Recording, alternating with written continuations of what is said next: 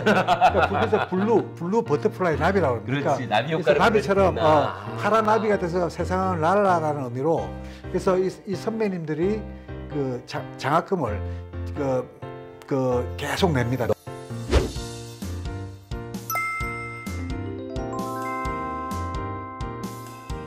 교수님, 장학금 제도는 어때요? 우리 장학금 제도가 제가 지금 정확하게 모르겠는데 꽤 많습니다. 꽤 많고 우리가 특히 이 학교에 많은 재정을 장학금으로 쓰도록 지금 장학금을 많이 써야만 학교가 좋은 평가를 받거든요.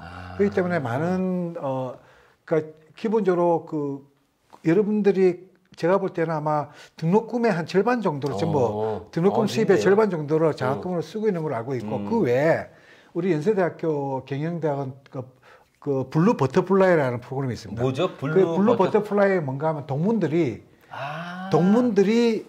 후원을 해주는 거예요? 그러니까 학생이 예를 들면 내가 학생 몇 명을 책임을 져서 이 학생들한테 장학금을 주고 이 학생이 나중에 졸업 후에 유학 갈 때도 지원을 해주고 그런 걸 이렇게 스폰서처럼 하는 그런 프로그램이 있습니다. 그래서 교환 학생을 갈 때도 그러니까 우리 연세대학교 동창회에서 운영을 하는데요. 그러니까 우리가 연세대학교 색깔이 파란 색깔이거든요. 그래서 이거 입고 오셨어요. 예. 그래서 블루 버터플라이 나비라고 합니다. 그렇지, 나비 효과를 나비처럼 파란 나비가 돼서 세상을 날아라라는 의미로 그래서 이 선배님들이 그 장학금을 계속 냅니다. 너무 좋은 제도다. 그래서 학생들이 굉장히 많은 도움을 받고 있습니다. 그렇죠. 그러면 그 친구들이 또 훌륭한 인재가 돼서 또 그 역할을 할 것이고. 그래서 저희들이 항상 가르치는 게 그렇게 해서 혜택을 받으면 내가 성공해서 다시 똑같은 혜택을 후배들한테 돌려줘라. 그게 이제 우리가 갖고 있는 학생들 가르치는 중요한 모토입니다. 그래서 경영대학의 덕목 중에 하나가 인치그랬지. 예, 그렇습니다. 윤리. 예. 너무 멋집니다, 교수님. 연세대학교 경영학과의 장점 몇 가지만 얘기해 주세요. 뭐 너무 많은데. 제가 볼 때는 장점은 일단 일단 동문 선배들의 네트워크가 너무나도 스트롱합니다. 왜냐하면 제가 그걸 왜 느끼느냐면 제가 저기 건축위원장을 했었잖아요. 예. 건축위원장을 하면서 우리 연세대학교 경영관 신축을 할 때 거의 100% 동문들의 우리 연세대 경영대가 우리 대학 본부에서 돈이 1원도 안 냈습니다. 100% 동문들의 기부금만 가지고 지었거든요. 그때 저는 동문들이 기부를 하는 동문들을 보면서 정말 후배들, 그러니까 많은 분들이 저한테 제 손을 잡으면서 돈을 내면서 후배들을 위해서 정말 좋은 시설, 좋은 교육 공간, 그리고 100년을 갈 수 있는 그런 교육 시설을 만들어 달라. 근데 정말 그 가슴을 뜨겁게 하는 그런 선배들이 굉장히 많았어요. 그래서 이분들이 저희들은 저것도 합니다. 그러니까 매년 동문 멘토링을 해요. 그러면 그분이 학생들을 그래서 매년 4월 달에 신입생들은 우리 신입생 멘토링이라고 합니다. 그래서 신입생들을 선배 한 분이 한 10명 정도를 졸업할 때까지 케어하는 매칭을 하는 겁니다. 그래서 이 선배가 계속 만나서 밥도 사주고 술도 사주고 그러면서 인생 상담도 하고 그러니까 그거를 자기 희망하는 예를 들면 금융 쪽으로 내가 관심 있다면 금융 쪽에 있는 선배님들 이렇게 해서 멘토를 해줘요. 그러니까 그래서 그게 이러한 동문 네트워크 굉장히 스트롱한 선배 이게 가장 큰 장점이었고 하나만 더 이야기한다면 저는 컬처라고 생각해요. 왜냐하면 이게 굉장히 자유분방합니다. 그래서 우리 연대 경영 출신 중에 예를 들면 엔터테인먼트 쪽에 이 엔터테인먼트 회사를 하는 JYP 아닙니까? JYP 뭐 이런 게 굉장히 많습니다. 그러니까 그래서 굉장히 자유분방하기 때문에 우리가 크리에이티비티 아까 창의력을 굉장히 중시하기 때문에 크리에이티비티가 많은 학생이 많습니다. 그러다 보니까 굉장히 얽매이지 않고 굉장히 특히 뭐 이게 예능 쪽도 가고 엔터테인먼트 쪽도 가면서 그런 어떤 졸업생들이 굉장히 많습니다.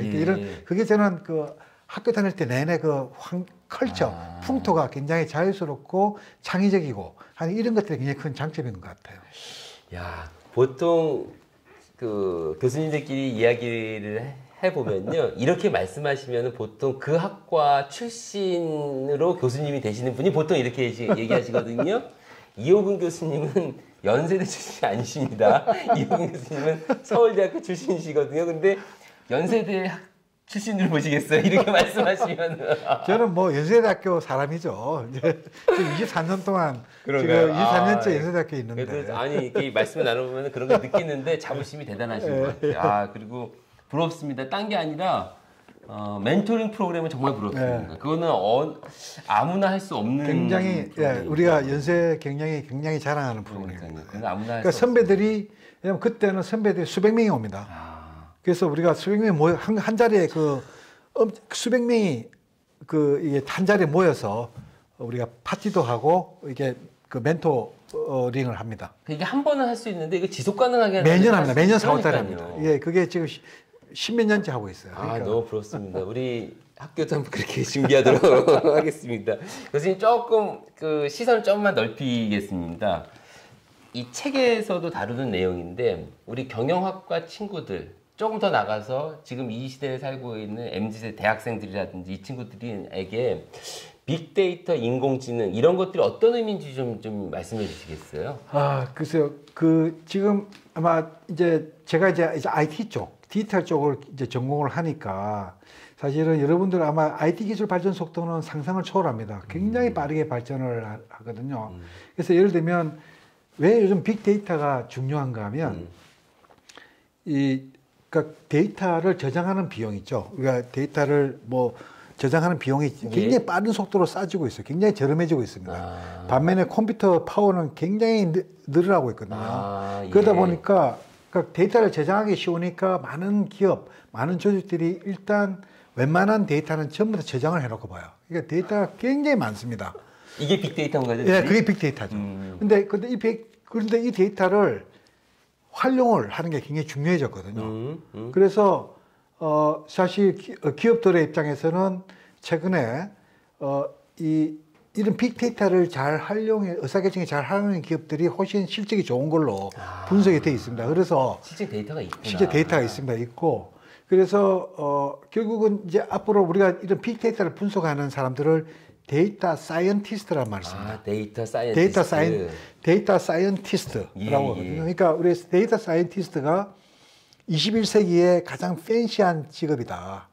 근데 이거는 경영학뿐만이 아니고요. 예를 들면 의료 분야, 의료 분야나 다른 분야도 마찬가지예요. 그러니까 데이터가 굉장히 많습니다. 그래서 그 데이터를 분석을 해서 굉장히 중요한 아웃풋, 다시 말하면 인사이트를 만들어낸다든지 의사결정에 활용한다든지 그러니까 의사 같은 경우에는 환자의 진단을 어떻게 할지, 그죠? 이런 것들을 그죠? 그 빅데이터를 활용하는 거죠. 그죠? 금융 쪽이면 투자를 어떻게 할 건가? 이거 뭔가 과거에 데이터를 분석해봐서 이렇게 하는 게 가장 좋습니다 하고 이야기할 수 있는 거거든요. 그러니까 그런 게 빅데이터 분석입니다. 그리고 그런 빅데이터 분석을 하는데 인공지능이 굉장히 중요한 역할을 하거든요. 알고리즘으로. 그렇기 때문에 어느 분야를 가든 아마 젊은 세대들은 그게 내가 의료 분야를 가든 아니면 경영학으로 가든 아니면 공직으로 가든 아마 빅데이터 분석은 어느 분야에서는 굉장히 중요할 거라고 봅니다. 빅데이터와 인공지능을 이해하는 것은. 그래서 그런 의미에서 저는 전공에 관계없이 여기는 관심을 가지고 계속 내가 좀 공부도 하고 좀 이렇게 익숙해지는 필요가 있는 분야다. 저는 그렇게 생각하고 있습니다. 제 말이 거짓말이 아니죠. 제가 늘 얘기하는 거, 저 교수님하고 짜고 얘기한 거 아닙니다. 제가 여러분들한테 말씀드린 거 그대로 지금 말씀하시죠. 어느 분야든지 그 경중은 있을지언정 데이터가 활용되지 않는 분야는 없다. 그리고 그 데이터를 최적화시키는 것이 바로 인공지능 알고리즘의 역할이다. 그 말씀을 하신 거라고 생각합니다. 고맙습니다, 교수님. 제가 늘 얘기를 하거든요. 이제 시간이 마칠 시간이 한 2개 정도만 더 여쭤보려고 그러는데, 하나는 교수님이 이제까지 살아오시면서 이런 연구 분야도 하시고 살아오시면서 고민도 많으셨을 거 아닙니까?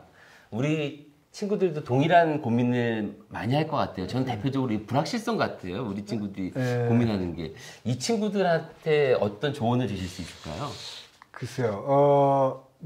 사실은 제가 지금 살아온 그 길을 회상해 보면 저는 그러는 것 같아요. 그러니까 항상 보면 앞에 산이 하나 있으면 이 산을 넘으면 항상 편편한 평야가, 그러니까 인생이 확 펴질 것 같다. 예를 들면 이런 거죠. 아, 대학만 가면 내가 원하는 대학에 입학만 해서 대학만 졸업하면 내 인생은 이제 완전히 쫙 정말 평야처럼 순탄할 것이다. 맞아, 비단길이야. 그런데 사실은 대학을 졸업하고 나니까 이제는 또 뭡니까 취직을 해야 되고 취업을 해야 되고 그죠?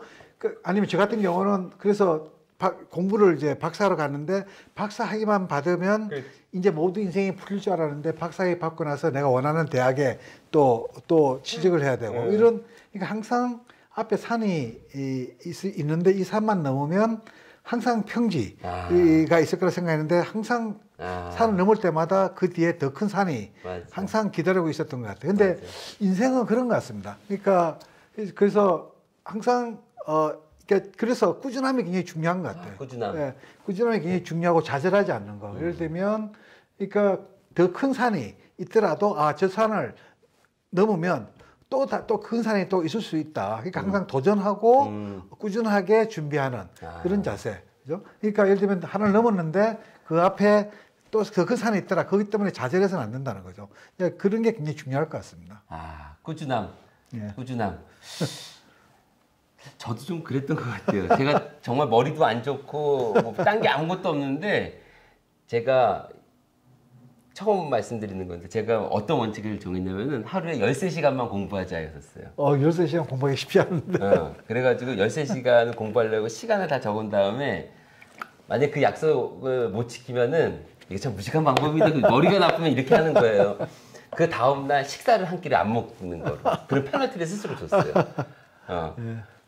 그러다 보니까 그 젊을 때 얼마나 배고픕니까? 그래서 먹는 건 먹어야 되니까 무조건 13시간을 채워져 이제 그렇게 공부했던 기억이 나는데 저는 그게 교수님 말씀하셨던 꾸준함이 아닌가 싶습니다. 보통 이제 이렇게 하잖아요. 성공의 반대는 실패라고 그러는데 그렇죠. 저는 성공의 반대가 실패가 아니고 안주하는 거라고 생각을 해요. 그러니까 왜냐면 실패한 사람은 사실 또다시 도전을 할 수 있거든요. 근데 안주하는 사람은 도전을 하지 않기 때문에 성공의 반대는 실패가 아니고 저는 안주라고 생각합니다. 그래서 그런 의미에서 제가 꾸준함, 그러니까 끝까지 포기하지 말고 항상 도전하는 어떤 그런 자세, 꾸준함. 더 큰 산이 있어도 그리고 이걸 넘으면 더 큰 산이 있다고 손치더라도 끊임없이 도전하고 이 시도하는 그런 자세들이 젊은 사람들이 좀 가질 수 있는 중요한 덕목인 것 같습니다. 좋습니다. 교수님 마지막 질문은 좀 더 구체적입니다.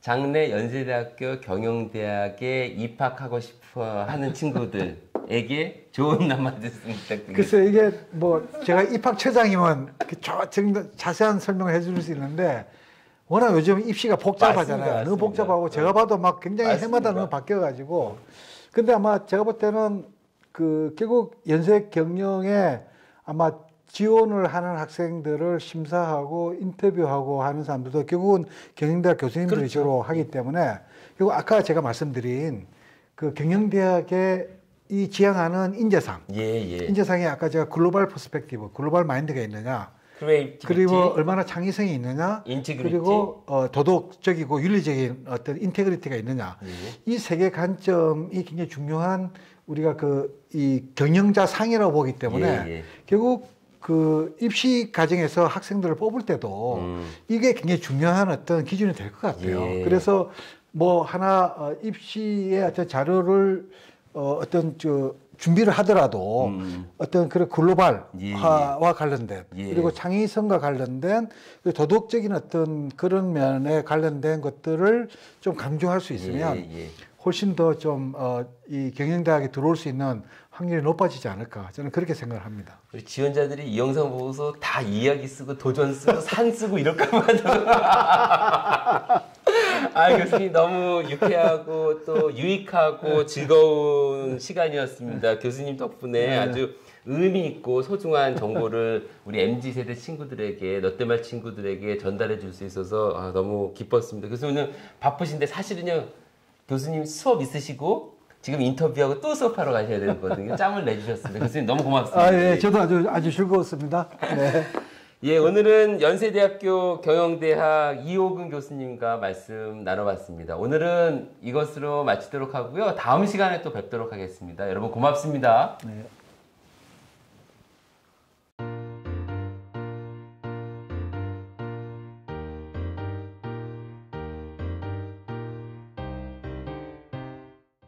영상이 유익하셨다면 구독, 좋아요, 댓글과 알림 설정까지 부탁해요.